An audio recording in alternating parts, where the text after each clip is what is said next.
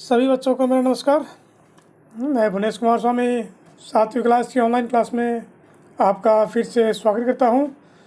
तो जैसा कि हम जानते हैं कि हमारा चैप्टर नंबर 4 ऊष्मा चल रहा है, जिसमें पिछले वीडियो तक हमने ऊष्मा संचरण की 2 विधियों के बारे में चर्चा कर चुके हैं, जिसमें से एक विधि थी आपकी चालन विधि और दूसरी विधि थी संवहन विधि। आज हम नेक्स्ट आगे बढ़ते हैं कि और किस किस माध्यम से ऊष्मा का संचरण हो सकता है। तो देखते हैं, जब हम धूप में खड़े होते हैं तब हम गर्माहट अनुभव करते हैं। तो हम जानते हैं कि जब भी धूप में खड़े होंगे तो हमारे शरीर को गर्माहट मिलती है, हमको गर्मी महसूस होती है। सूर्य से हम तक ऊष्मा कैसे पहुंचती है, जबकि सूर्य हमसे कई किलोमीटर दूर है। वहाँ से ऊर्जा जो ऊष्मा है वो हमको कैसे मिल रही है, वहाँ से ऊष्मा हमारे तक कैसे पहुँचती है। यह जो ऊष्मा का संचरण है, ये चालन और संवहन द्वारा हम तक कभी भी नहीं पहुँच सकती, क्योंकि इन दोनों प्रक्रम में ऊष्मा स्थानांतरण के लिए माध्यम की आवश्यकता पड़ती है। वेरी वेरी इंपॉर्टेंट, क्योंकि दो विधि हमने पढ़ी थी, चालन और संवहन। उन दोनों में ऊष्मा संचरण के लिए 2 माध्यम उपस्थित है। बिना माध्यम के उसमें ऊष्मा का संचरण नहीं हो सकता था। लेकिन सूर्य से हमारे तो ऊष्मा आती है, इसमें ऊष्मा का जो संचरण है उसके लिए माध्यम की आवश्यकता नहीं पड़ती है, क्योंकि पृथ्वी और सूर्य के बीच के अधिकांश स्थान में कोई माध्यम जैसे कि वायु नहीं है। तो हमारे धरती और सूर्य के बीच में बहुत ज़्यादा डिस्टेंस दूरी होना है, और हमारे दोनों के बीच में किसी प्रकार का कोई भी माध्यम जैसे कि वायु उपस्थित नहीं है। अतः सूर्य से हम तक ऊष्मा एक अन्य विधि द्वारा आती है, जिसे कहते हैं विकिरण कहा जाता है। इस विकिरण के द्वारा ही बिना किसी माध्यम के भी सूर्य की जो ऊष्मा है वो हमारी पृथ्वी तक पहुंच सकती है। विकिरण द्वारा ऊष्मा के स्थानांतरण में किसी माध्यम जैसे कि वायु अथवा जल की आवश्यकता बिल्कुल नहीं होती है। तो सूर्य से जो ऊष्मा हमको मिल रही है विकिरण विधि के माध्यम से मिलती है। तो विकिरण विधि में किसी प्रकार के कोई भी माध्यम की आवश्यकता बिल्कुल नहीं पड़ती है। माध्यम विद्यमान हो या नहीं हो, विकिरण द्वारा ऊष्मा का स्थानांतरण हो सकता है। अगर माध्यम उपस्थित होगा तो भी फर्क नहीं पड़ेगा, और माध्यम नहीं होगा तो भी फर्क नहीं पड़ेगा। ऊष्मा का स्थानांतरण विकिरण विधि से आसानी से हो जाता है। जब हम किसी तापक यानी हीटर के सामने बैठते हैं तो हमें इसी प्रक्रम द्वारा ऊष्मा प्राप्त होती है। तो आप जब सर्दी के टाइम में हीटर जलाते हैं या जब खाना पकाते हैं गर्मी के टाइम में भी, तो किनारे खड़े होने के बावजूद भी हमको ऊष्मा का अनुभव होता है। या मान लो कोई जीवन में या किसी भंडारे में जाते हैं, कोई खाना पर बड़ी रसोई बन रही होती है, अगर वहाँ भट्टियाँ जल रही है और हम भट्टी से दूर भी खड़े हुए हैं तो भी उस भट्टी की जो ऊष्मा है वो हमको महसूस होती है। उसका प्रक्रम वही विकिरण विधि है। ज्वाला से हटाकर रखा कोई बर्तन ठंडा होते समय अपनी कुछ ऊष्मा को विकिरण द्वारा ही परिवेश को स्थानांतरित करता है। तो जब हम गर्म किए हुए बर्तन को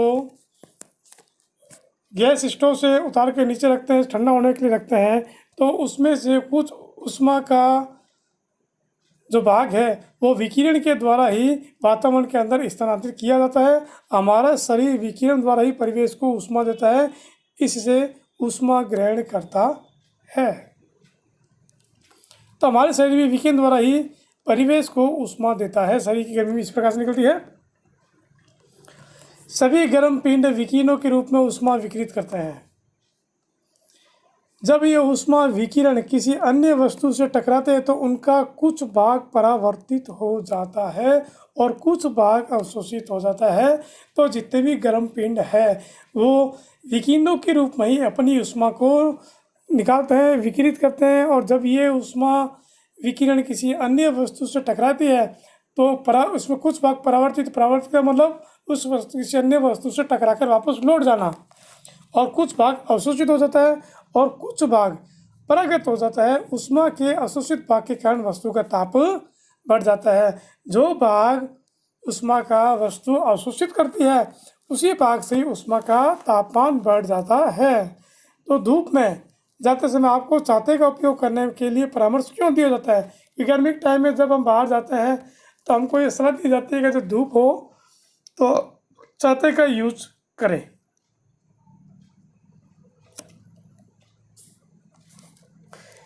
सर्दियों और गर्मियों में हमारे पहनने के वस्त्रों के प्रकार कैसे होते हैं, क्योंकि हम दोनों ही ऋतुओं के अंदर दोनों ही ऋतु एक दूसरे के विपरीत है, तो दोनों ही ऋतुओं के अंदर हम अलग अलग प्रकार के वस्त्र पहनते हैं। तो प्रकार कौन कौन से वस्त्रों के वो देखते हैं कि आप जानते हैं कि गर्मी में हम हल्के रंग के वस्त्रों को वरीयता देते हैं। सलाह दी जाती है हमको भी कि गर्मी के टाइम में हल्के रंग के कपड़े ज़्यादा पहनने चाहिए, और सर्दियों में हम गहरे रंग के कपड़े पहनना पसंद करते हैं। कि ऐसा क्यों है, आइए अब इसी के बारे में हम पता लगाते हैं। इसके लिए एक क्रियाकलाप किया जा रहा है। उस क्रियाकलाप में क्या है कि टीन के एक जैसे दो डिब्बे लीजिए, इनमें से एक के बाहरी पृष्ठ को काला और दूसरे के बाहरी पृष्ठ को सफ़ेद रंग से पेंट कर दिया गया। ये देखिए दो डिब्बे हैं, इसके बाहरी सरफेस को काला रंग से पेंट किया गया है और इस टीन के डिब्बे को बाहरी जो इसका सरफेस है इस पर सफ़ेद रंग का पेंट किया गया है। दोनों डिब्बों में बराबर मात्रा में जल भरना है और उन्हें दोपहर के समय लगभग 1 घंटे के लिए धूप में रख दीजिए। तो दोनों टीन के डिब्बों पर कलर करके एक पे काला और एक पे सफ़ेद, इन दोनों में पानी की बराबर मात्रा रखनी है और दोनों को ही 1 घंटे के लिए धूप में रख देना है। दोनों डिब्बों में भरे जल के तापमान नोट कीजिए। क्या आप दोनों के तापमान में कुछ अंतर पाते हैं क्या? 1 घंटे बाद दोनों ही टीन के डिब्बों में रखे पानी का टेम्परेचर नोट कीजिए और देखिए क्या दोनों का तापमान समान आता है या दोनों के तापमानों में कुछ अंतर है। किस डिब्बे में जल अधिक गर्म है? तो नेचुरल बात है दोनों के तापमानों के अंतर आएगा। तो किस डिब्बे के अंदर आपको तापमान ज़्यादा लगता है? केवल जल को छूकर भी आप दोनों के तापमान में अंतर महसूस कर सकते हैं। अब जरूरी नहीं है कि आप इसके थर्मामीटर यूज करें। नॉर्मली हम जल को टच करके भी, स्पर्श करके भी हम तापमान में अंतर को नोट कर सकते हैं कि किसमें पानी ज़्यादा गर्म हुआ है। क्रियाकलाप 4.10 में उपयोग किए गए दोनों डिब्बों लीजिए, इन दोनों में समान मात्रा में समान ताप लगभग 60 डिग्री सेंटीग्रेड का गर्म जल भरिए। दोनों डिब्बों को किसी कमरे में अथवा छाया में रखिए। तो वही क्रियाकलाप जो आपने ऊपर किया था इसमें वही दोनों डिब्बों को वापस यूज करना है। दोनों में एक ही टेम्परेचर समान मात्रा में जो पानी गर्म 60 डिग्री टेम्परेचर जो पानी है वो रखना है और दोनों डिब्बों को किसी कमरे या छाया में रख दीजिए। 10 से 15 मिनट के पश्चात प्रत्येक डिब्बे के जल का तापमान नोट कीजिए और इन 15 मिनट बाद में दोनों ही जो डिब्बे हमने रखे हैं छाया के अंदर या कमरे के अंदर इसके पानी का टेम्परेचर नोट किए, क्योंकि दोनों के अंदर पानी की जो तापमान था वो दोनों को समान रूप में डाला था हमने। क्या दोनों डिब्बों में जल का ताप समान दर से कम हुआ है क्या? दोनों को जब हमने कमरे के अंदर रखा था ताप टेम्परेचर दोनों को 60 डिग्री था, समान था, पानी एक जैसा गर्म किया हुआ था, लेकिन 15 मिनट बाद में हम दोबारा टेम्परेचर नोट करना देखना है कि क्या दोनों डब्बों में रखा पानी समान रूप से ठंडा हो रहा है या कोई जल्दी ठंडा हो रहा है। क्या इन क्रियाकलापों से आप यह निष्कर्ष निकाल सकते हैं कि गर्मियों में सफ़ेद या हल्के रंग के वस्त्र और सर्दियों में गहरे रंग के वस्त्र पहनना अधिक आरामदायक क्यों प्रतीत होता है? तो शायद आपको इससे आइडिया हो गया होगा कि गर्मी के टाइम में हम हल्के रंग के कपड़े क्यों पहनते हैं और सर्दियों के टाइम में हम गहरे रंग के वस्त्र क्यों पहनते हैं। गहरे रंग के पृष्ठ अपेक्षाकृत अधिक ऊष्मा अवशोषित करते हैं, क्योंकि जो काले रंग के जो अपने क्रियाकलाप किया था 4.10 और 4.11, तो 4.10 में हमने देखा था कि जो काले रंग का जो डिब्बा जिस पर पेंट किया हुआ था उसमें जो पानी रखा था वो ज़्यादा गर्म होता है, क्योंकि जो काला रंग है जो गहरा रंग है वो ऊष्मा को ज़्यादा अवशोषित करता है और जो हल्का रंग है जो सफ़ेद रंग का पेंट किया था वो कम गर्म हुआ था, क्योंकि उसने ऊष्मा का अवशोषण कम किया था। उसी प्रकार 4.11 के लाभ के अंदर जो समान टेम्परेचर का पानी था उसमें से जो गर्म जो तापमान दोनों को समान था, एक काले रंग के डब्बे के अंदर रखा हुआ था और दूसरा सफ़ेद रंग के डब्बे में रखा हुआ था, दोनों का तापमान अंतर देखा था। तो गहरे रंग के पृष्ठ अपेक्षाकृत क्या करते हैं कि ज़्यादा ऊष्मा का अवशोषण करते हैं, इसीलिए 4.10 के खिलाफ में जो काले रंग का टीन का डिब्बा था उसके अंदर पानी ज़्यादा गर्म हुआ था। इसलिए सर्दियों में गहरे रंग के वस्त्र पहनने हमें सुखद लगता है, क्योंकि ज़्यादा ऊष्मा अवशोषित करेगा ये वातावरण से और सूर्य की ऊष्मा को ज़्यादा अवशोषित करेगा, तो अपने शरीर को अंदर से ये गर्म रखता है। हल्के रंग के कपड़े ऊष्मीय विकिरणों के अधिकांश भाग को परावर्तित कर देते हैं। तो हल्के रंग के जितने भी वस्त्र होते हैं, हल्का रंग जो भी होता है वो अपने ऊपर पड़ने वाले ऊष्मा की अधिकांश मात्रा को परावर्तित कर देता है, यानी इनसे टकरा कर वो वातावरण के अंदर वापस चली जाती है ऊष्मा। इसलिए गर्मियों में हमें हल्के रंग के वस्त्र अधिक आरामदायक लगते हैं, क्योंकि जब सूर्य की ऊष्मा जब हमारे हल्के रंग के कपड़ों पर गिरती है तो ज़्यादा मात्रा में जो ऊष्मा वो अवशोषित नहीं हो पाएगी, अधिकांश भाग तो उस वस्तु से टकरा कर वापस वातावरण में लौट जाता है। कुछ ही मात्रा के अंदर ऊष्मा का अवशोषण होता है, जिससे हमको ज़्यादा गर्मी महसूस नहीं होती है। एक बीच में छोटी चीज़ बता रहा है, क्या बताना चाहता है ये कि हम अपने घरों को ठंडा या गर्म रखने के लिए कोयला, लकड़ी जैसे ईंधन अथवा विद्युत का उपयोग करते हैं। क्या ऐसे भवन बनाना संभव है जिन पर बाहर की गर्मी या सर्दी का कोई प्रभाव नहीं पड़े? नॉर्मली हम घरों को ठंडा रखने के लिए और गर्म करने के लिए कोयला, लकड़ी जैसे ईंधन अथवा विद्युत का उपयोग करते हैं। तो क्या ऐसी बिल्डिंग बनाना संभव है या ऐसा भवन बनाना संभव है जिसमें बाहर की गर्मी या सर्दी का कोई प्रभाव नहीं पड़े? गर्मी के टाइम में जो बिल्डिंग है ज़्यादा गर्म नहीं हो, सर्दी के टाइम में वो ज़्यादा ठंडी नहीं हो। भवन की बाहरी दीवार को यदि ऐसा बनाया जाए कि उसके बीच में वायु की एक परत बंद हो जाए तो ऐसा संभव किया जा सकता है। ये संभव है कि ऐसा भवन बनाया जा सकता है जो कि गर्मी के टाइम में ज़्यादा गर्म नहीं हो और सर्दी के टाइम में ज़्यादा ठंडा नहीं हो। संभावना क्या बनेगी कि भवन की बाहरी दीवार को ऐसा बनाया जाए जिससे कि उसके बीच में वायु की एक परत बंद हो जाए। अगर बीच में वायु की परत आ जाए तो ये संभव है। ऐसा करने की विधि है कि भवन निर्माण में खोखली ईंटों का उपयोग किया जाए, जो कि आजकल उपलब्ध है। हमारे भारत के अंदर ये प्रचलन कम है, विदेशों के अंदर आज भी खोखली ईंटों से काफ़ी बिल्डिंग बनाई जाती है, लेकिन इस प्रकार से भवन बनाने के लिए भारत के अंदर भी आजकल भवन निर्माण के लिए इन प्रकार की खोखली ईंटों का यूज़ किया जाने लगा है। तो इसे सर्दी के टाइम में भवन ज़्यादा ठंडा नहीं होगा और गर्मी के टाइम में ज़्यादा गर्म महसूस नहीं होता है। सर्दियों में